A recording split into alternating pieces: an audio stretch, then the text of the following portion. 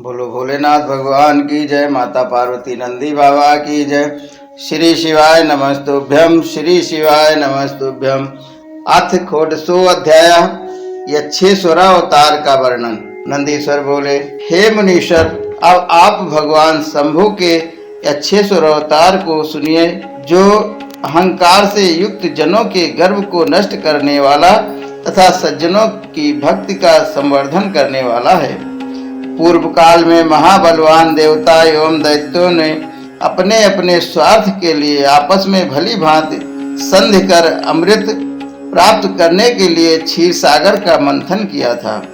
जब देवता एवं दानव अमृत के लिए क्षीर सागर का मंथन कर रहे थे, तो सर्वप्रथम समुद्र में विद्यमान अग्नि से कालाग्नि के समान विष निकला। हे तात, उस विष को देखते ही समस्त देवता और दानव भय से व्याकुल हो गए और वे भागकर शीघ्र ही शिव जी की शरण में गए। विष्णु सहित सभी देवता समस्त देवताओं के शिखामणि स्वरूप उन शिव जी को देखकर सिर झुकाकर उन्हें प्रणाम करके भक्त पूर्वक उनकी स्तुति करने लगे। उससे प्रसन्न होकर भक्त वत्सल भगवान सदाशिव ने देवता एवं दानवों को पीड़ित करने वाले उस महाघोर विष का पान कर लिया। पिए गए उस महाभयानक विष को उन्होंने अपने कंठ में ही धारण कर लिया। उससे वे प्रभु अत्यंत सुशोभित हुए और नीलकंठ नाम वाले हो गए। बोलो नीलकंठ भगवान की जय। उसके पश्चात शिव जी के अनुग्रह से विष के दाह से युक्त हुए देवताओं एवं असुरों ने पुनः समुद्र का मंथन किया। हे मुने, इसके बाद देवता तथा दानवों के प्रयत्नों से मथे गए समुद्र से अनेक रत्न निकले और अमृत जैसा यह उत्तम पदार्थ भी उसी से निकला। किंतु विष्णु की कृपा से देवताओं तथा असुरों में से केवल देवता ही उसे पी गए, असुर नहीं। तब यह महान रत्न उनके बीच देश का कारण बन गया। हे मुनि, देवों और दानवों में भीषण द्वंद्व युद्ध प्रारंभ हुआ। तब राहु से पीड़ित हुए चंद्रमा उसके भय से संतप्त होकर भाग खड़े हुए और भय से व्याकुल होकर शिव जी की शरण में उनके भवन गए एवं प्रणाम करके रक्षा कीजिए, रक्षा कीजिए, इस प्रकार कहते हुए उनकी स्तुति करने लगे। बोलो भोलेनाथ भगवान की जय। माता पार्वती नंदी बाबा की जय। शंभु शरण पड़े हैं, मांगो घड़ी में घड़ी दुख काटो, दया करी मैं दर्शन आटो। शंभु शरण पड़े हैं, मांगो घड़ी में घड़ी दुख काटो, दया करी मैं दर्शन आटो। बोलो भोलेनाथ भगवान की जय। माता पार्वती नंदी बाबा की जय।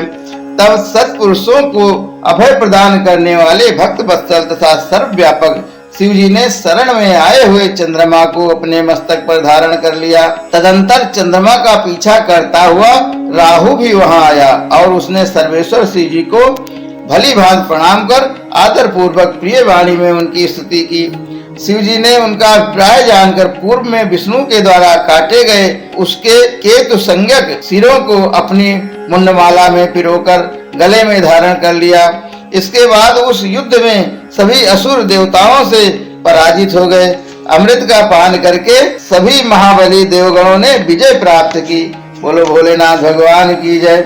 माता पार्वती नंदी बाबा की जय। विजय प्राप्त कर लेने पर शिव जी की माया से मोहित हुए विष्णु आदि देवताओं को अत्यंत अहंकार हो गया और वे अपने अपने बलों की प्रशंसा करने लगे।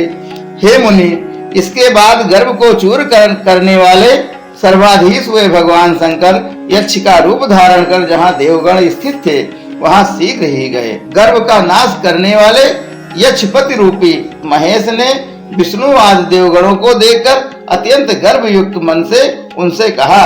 यक्षेश्वर बोले, हे देवताओं, आप सभी यहाँ एकत्र होकर किस लिए खड़े हैं? मैं इसका कारण पूछ रहा हूँ, आप लोग बताएं।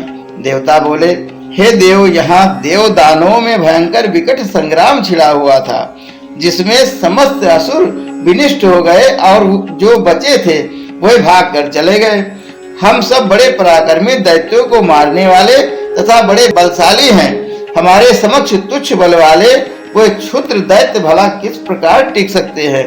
नंदीश्वर बोले, देवताओं की गर्भ भरी यह बात सुनकर गर्भ का नाश करने वाले यक्ष रूपी महादेव ने यह वचन कहा। यक्षेश्वर बोले, हे देवगणों, आप सभी लोग आदर पूर्वक मेरी बात सुनिए। मैं आप सबके गर्भ का नाश करने वाला यथार्थ वचन कह रहा हूँ, असत्य नहीं है। आप लोग इस प्रकार का अहंकार मत कीजिए। सबका रचयिता और संहार करता स्वामी तो कोई दूसरा ही है। आप लोग उन महादेव को भूल गए और निर्बल होकर भी अपने बल का वृथा घमंड करते हैं।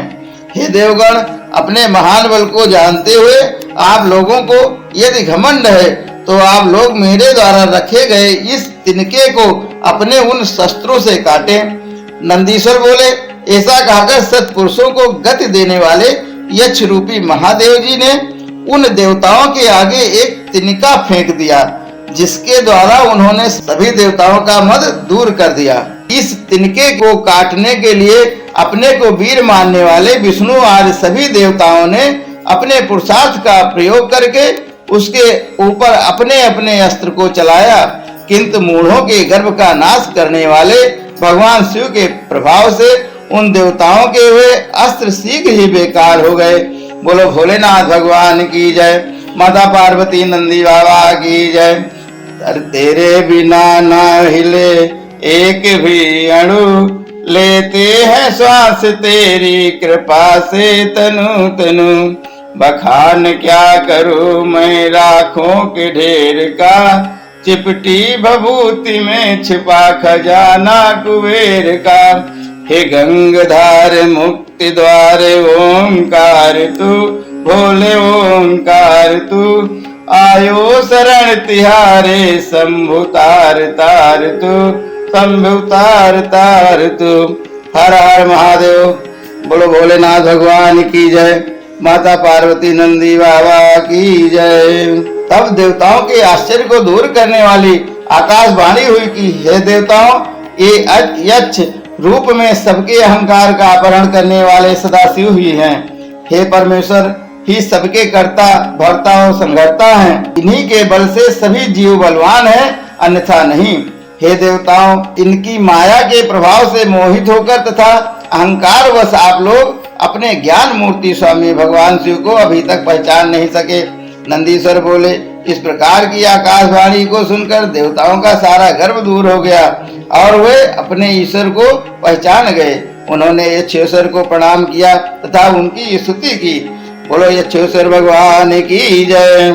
देवता बोले, हे देव देव, हे महादेव, सबके अभिमान को दूर करने वाले हे यक्षेश्वर, महालीला करने वाले हे प्रभु, आपकी माया अत्यंत अद्भुत है। हे प्रभु, यक्ष रूप धारण करने वाले आपकी माया से मोहित हुए हम लोग इस समय अपने को आपसे पृथक समझकर आपके सामने ही गर्वपूर्वक बोल रहे हैं। हे प्रभु, हे शंकर, अब आपकी ही कृपा से हमें इस समय ज्ञान हो गया है कि आप ही कर्ता हरता एवं भरता हैं, दूसरा नहीं। आप ही सभी जीवों की समस्त शक्तियों के प्रवर्तक एवं निवर्तक हैं। आप ही सर्वेश परमात्मा अव्यय एवं अद्वितीय हैं। आपके यक्षेश्वर का रूप धारण कर जो हम लोगों के मद को दूर कर दिया है, उसे हम लोग आप कृपालु के द्वारा किया गया परम अनुग्रह मानते हैं। इसके पश्चात वे यक्षेश्वर संपूर्ण देवताओं पर कृपा करते हुए उनके अनेक वचनों से समझाकर वही अंतर ध्यान हो गए। बोलो भोलेनाथ भगवान की जय, माता पार्वती नंदी बाबा की जय। हे मनुष्य, इस प्रकार शिव जी के यक्षेश्वर नामक अवतार का वर्णन कर दिया गया, जो सबको आनंद देने वाला तथा सुख प्रदान करने वाला है। यह यक्ष रूप प्रसन्न होने पर सज्जनों को अभय प्रदान करने वाला है। यह आख्यान अंतर्गत निर्बल तथा सबके अभिमान को नष्ट करने वाला है। यह सत्पुरुषों को सर्वदा शांतिदायक एवं मनुष्यों को भोग एवं मोक्ष प्रदान करने वाला है।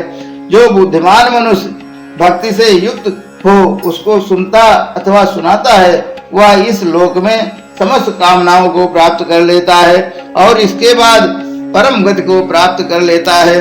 बोलो भोलेनाथ भगवान की जय, माता पार्वती नंदी बाबा की जय। श्री शिवाय नमस्तुभ्यम, श्री शिवाय नमस्तुभ्यम, श्री शिवाय नमस्तुभ्यम, श्री शिवाय नमस्तुभ्यं, श्री शिवाय नमस्तुभ्यं। हर हर महादेव।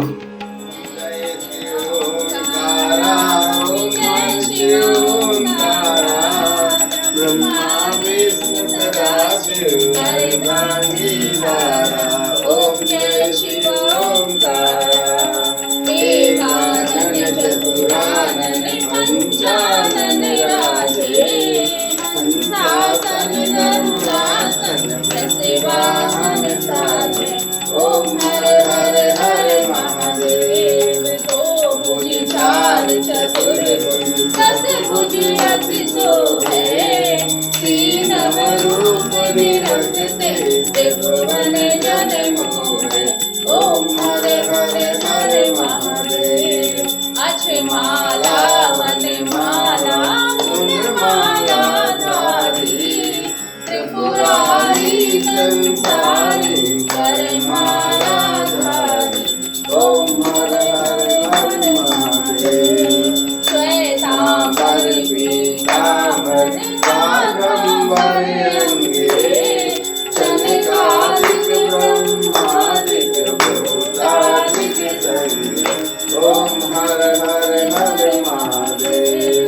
हर के मध्य कमंडल चक्र सुरधरता, सुख करता दुख हरता प्रतिपालन करता। ओम हर हर हर महादेव।